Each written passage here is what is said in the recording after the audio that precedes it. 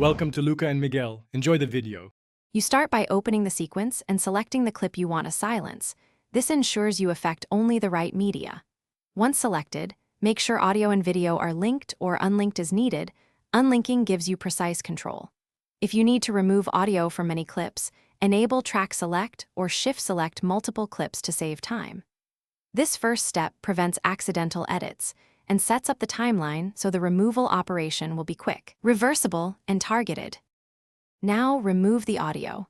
After unlinking, click the audio portion and press delete to drop it from the timeline. This permanently removes the track from that sequence while leaving video intact.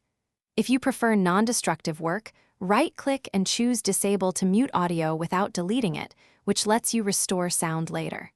For channel-level control, use Clip Modify Audio Channels to set channels to none or reassign them. This adjusts how Premiere finish by scrubbing or playing the sequence to confirm silence.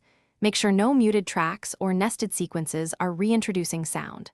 When exporting, go to Export Media and uncheck the Export Audio box to guarantee the final file contains no audio.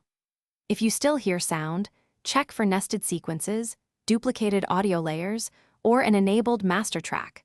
Rename or solo tracks to isolate the source. One tip: toggle track output and use the audio track mixer to locate hidden audio that usually finds any lingering source.